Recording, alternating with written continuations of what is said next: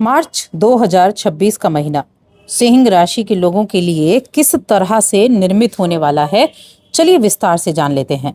जय माता दी दोस्तों, आप सभी का स्वागत है हमारे YouTube चैनल अमृता एस्ट्रो में।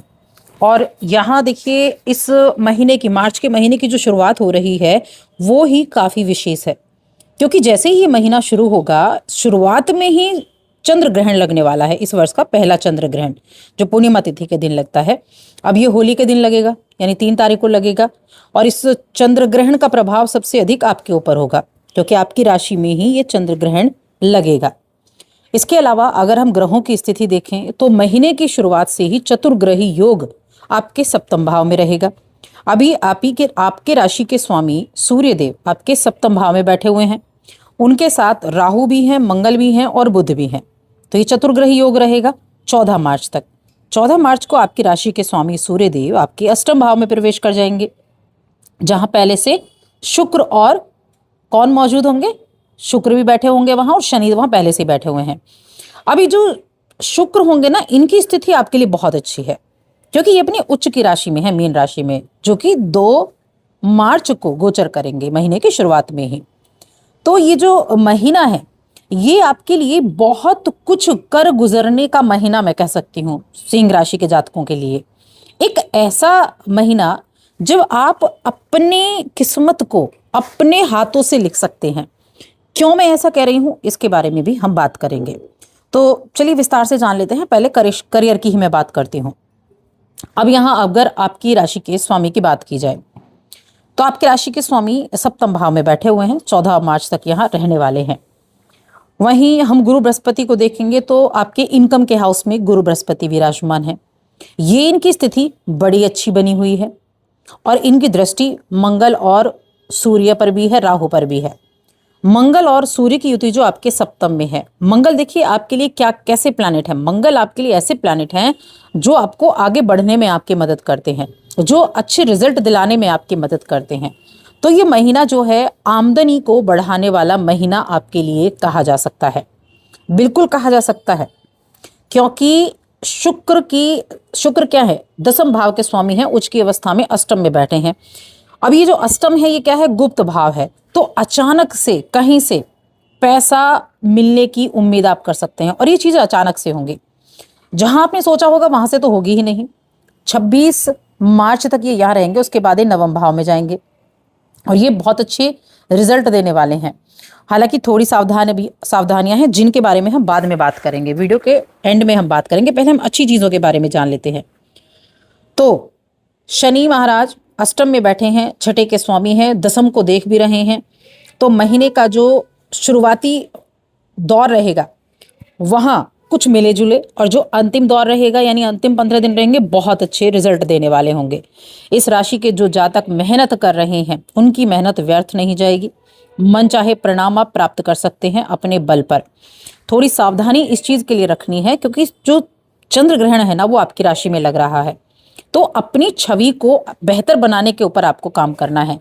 छवि को बेहतर इसलिए भी बनाना है कि हो सकता है आप जल्दबाजी में कोई ऐसे कार्य कर दें जिससे आपकी छवि को नुकसान पहुंचे।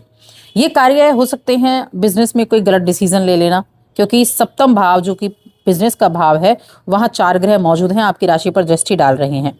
तो हो सकता है, हालांकि मंगल देखिए उन चीज़ों को ठीक करने का काम करेंगे, तो हो सकता है कि आप कोई गलत डिसीजन ले लें, गलत साइन कर दें, उसके बाद में आप सोचें, या पहले कुछ हो चुका है उसको ठीक करने में आप लगेंगे। और देखिए इन राशि के जातकों की एक और भी बहुत अच्छी चीज़ है कि जिन लोगों को किसी भी तरह का प्रमोशन चाहिए था, जिन लोगों को कहीं ट्रांसफ़र चाहिए था, तो ये ट्रांसफ़र का योग भी बना हुआ है जो आपकी पसंद का ही रहेगा। नौकरी करने वाले जातकों के लिए ये स्थिति बहुत अच्छी है। अब यहाँ 2 चीज़ें बनकर आती हैं। पहली, अगर आपकी दशा अंतर्दशा ये आपकी बहुत अच्छी चल रही है तो ये जो गोचर इस महीने का है ये आपको ज़बरदस्त लाभ देगा। और अगर आपकी दशा, महादशा, अंतर्दशा ये आपकी अच्छी नहीं चल रही है और आपको लग रहा हो बहुत मेरे लिए तो अच्छा टाइम नहीं चल रहा है, मेरे लिए तो हर चीज़ नुकसान में जा रही है, तो आपको बहुत सावधानी भी रखनी है। ऐसे में आपकी जॉब के ऊपर भी बन सकती है। तो उन लोगों को सावधानी रखनी है जिनके लिए दशाएं अच्छी नहीं चल रही हैं, लेकिन जिनके लिए ठीक ठाक भी समय है ना, उनके लिए ये बहुत अच्छे रिजल्ट देकर जाएगा महीना, ये आप याद रखें। सूर्य, मंगल, बुध, राहु, शुक्र ये सभी ग्रह मिलकर, और देखिए 11 तारीख को, जो 11 मार्च को गुरु बृहस्पति थे ना, ये अस्त थे, ये मार्गी हो जाएंगे। तो ये क्या करेंगे, आपके व्यावसायिक साझेदारों से आपके संबंधों को अच्छा करेंगे, व्यापार में उन्नति करेंगे, जो संघर्ष चल रहा था उस संघर्ष को विश्राम दिलाने में कार्य करेंगे, जो परेशानियां आ रही थी उन परेशानियों को दूर करने में काम करेंगे। तो ये महीना कुल मिलाकर बहुत अच्छा है। एकादश भाव में, 11वें भाव में, जिसको हम इनकम का भी कहते हैं, गुरु की वहां स्थिति आपको अच्छी खबर लेकर आएगी, आमदनी आप बढ़ाएंगे, कैसी भी तरह की विपरीत परिस्थिति क्यों ना हो वहां से बाहर निकल पाएंगे। तो धन लाभ के लिए बहुत अच्छा समय है। एक तो चंद्र ग्रहण से आपको थोड़ी सावधानी रखनी है। थोड़ा इस चंद्र ग्रहण के टाइम पे क्या रहेगा, 3 तारीख को चंद्र ग्रहण है, क्योंकि ये भारत में भी लगेगा, सूतक काल भी इसका लगेगा।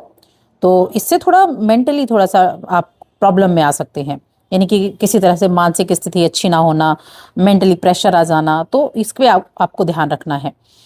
और यहाँ शुक्र और सूर्य, इनकी युति अच्छा काम करेगी, लेकिन जैसा कि मैंने आपको बोला था कि जब सूर्य अष्टम भाव में जाते हैं, राशि के स्वामी, तो थोड़ा जो सरकारी कार्य है ना, जिनका सरकार से जुड़ी हुई योजनाओं से मिलकर काम चलता है, तो उनका थोड़ा प्रेशर उनको देखने को मिल सकता है।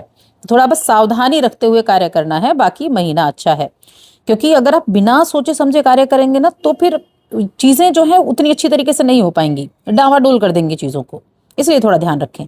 अब 26 तारीख को, 26 मार्च को जब शुक्र जाएंगे आपके 9वें भाव में, तो ये आपकी आर्थिक स्थिति को और अधिक स्ट्रांग करेंगे। व्यापार से संबंधित आपको यात्राएं भी देंगे, व्यापार में उन्नति भी करेंगे, कार्यक्षेत्र में स्थितियों को मजबूत करेंगे, और ये अच्छे समाचार आपको सुनने को मिलेंगे। शेयर मार्केट से भी अच्छे समाचार आपको सुनने को मिलेंगे, आपको खुशी देंगे। बुध भी आपको सपोर्ट करने वाले हैं, बुध भी व्यापार के लिए अच्छे हैं, जो कि अस्त थे, और ये मार्गी होकर बहुत अच्छे रिजल्ट आपको देंगे। तो कुल मिलाकर सिंह राशि के लोगों के लिए ये महीना काफ़ी ज़्यादा उन्नति लेकर आया है। बस थोड़ा सा सावधानी रखनी है, मेंटल प्रेशर ना हो, इसका ध्यान रखना है। एक चीज़ और है, जब अष्टम भाव में सूर्य जाते हैं और शुक्र की स्थिति होती है, तो थोड़े से बॉस के साथ रिश्ते अच्छे नहीं होते। तो अपने ऊपर ज़्यादा भरोसा करना है, बॉस की बातों में बहुत नहीं आना है। बॉस क्या समझा रहे हैं, सुने उनकी बातों को, लेकिन कार्य जैसे आपको करना है वैसे करना है। बॉस से खटपट नहीं करनी है, शांत रहकर सुनना है, और उनकी बातों पर बहुत अधिक विश्वास नहीं करना है। तो ये आपको थोड़ा सा बॉस के साथ बनाकर रखनी पड़ेगी, इस चीज़ का आपको ध्यान रखना है। अब रिश्तों की बात करते हैं, रिश्तों के मामले में कैसा है। तो देखिए, प्रेम जीवन के लिए मैं कहूँगी ठीक ठाक है, क्योंकि गुरु की दृष्टि पंचम पर जा रही है। थोड़ी बहुत समस्याएं बीच में होंगी, क्योंकि अष्टम में शुक्र चले जाएंगे, शनि होंगे, शनि की 5वें भाव पर दृष्टि आ जाएगी, है पहले से ही 5वें भाव पर दृष्टि रहेगी, तो थोड़ा बहुत प्रॉब्लम होगी, लेकिन उतनी ज़्यादा नहीं। और जब हम वैवाहिक जीवन की बात करते हैं, तो वैवाहिक जीवन में जीवन साथी को थोड़ी बहुत हेल्थ संबंधी इशू हो सकते हैं, तो बाकी मिला जुला रहेगा। लेकिन जो अविवाहित जातक है ना, उनके लिए विवाह का योग बना हुआ है, विवाह पक्का हो सकता है, आपके लिए बहुत अच्छा यहाँ जो रिजल्ट है वो देखने को मिलेगा। परिवार की हम बात करते हैं, तो पारिवारिक जीवन मिला जुला रहने वाला है। महीने की शुरुआत में यहाँ जो 3 और 5वें भाव पर गुरु की दृष्टि है, ये स्थितियों को सुधारेगी। भाई बहनों के साथ अच्छी बॉन्डिंग रहेगी, परिवार के माहौल को बेहतर बनाने का प्रयास भी करेंगे। हालांकि धन भाव के स्वामी बुध हैं, और इनकम, जो आपके इनकम का हाउस है उसके स्वामी भी बुध हैं, तो ये चीज़ों को ठीक करने का काम करेंगे।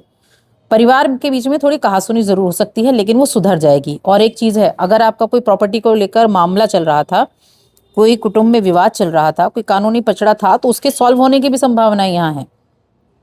तो यहाँ बहुत सारी चीज़ें आपको बहुत अच्छे से देखने को मिलेंगी। हेल्थ की बात करते हैं, तो हेल्थ के मामले में देखा जाए, केतु आपके राशि में बैठा है, और महीने की शुरुआत में चंद्र ग्रहण भी है, तो थोड़ा मानसिक तौर से थोड़ा सा आप रह सकते हैं परेशान, लेकिन फिर भी बहुत बड़ी समस्या नहीं है, छोटी मोटी समस्याएं हैं, नज़रअंदाज नहीं करना है। छोटा बहुत दिक्कत हुई तो उनको अवॉइड नहीं करना है। तो मैं कहूँगी ठीक ठाक है। और स्टूडेंट्स के लिए देखा जाए कि स्टूडेंट्स के लिए ये जो महीना है ये कैसा रहेगा, तो देखिए स्टूडेंट्स के लिए मैं कह सकती हूँ कि ठीक है, क्योंकि गुरु की दृष्टि पंचम पर जा रही है। पंचम भाव शिक्षा का होता है, शिक्षा के मामले में फिर भी अच्छा बना हुआ है। आपको अपने जो आप प्रयास कर रहे हैं, कंपटीशन की तैयारी कर रहे हैं, तो उनमें आपको अच्छे लाभ देखने को मिल सकते हैं, तो उनके लिए काफ़ी अच्छा है। उपाय क्या करने हैं? उपाय के तौर पर सबसे पहला उपाय है सूर्याष्टक का पाठ करना। ये आपको बहुत अच्छे रिजल्ट देगा और मध्य माह के बाद तो आप जरूर ही करें, क्योंकि सूर्य अष्टम में चले जाएंगे। तो सूर्याष्टक का पाठ जरूर करें। आप प्रत्येक रविवार के दिन करेंगे तो भी चलेगा। और मंगलवार के दिन संकट मोचन हनुमान अष्टक का पाठ करें। यकीन मानिए, अगर आपने ये 2 पाठ कर लिए ना तो आपको बहुत अच्छे रिजल्ट देखने को मिलेंगे। तो बस आज की इस वीडियो में इतना ही।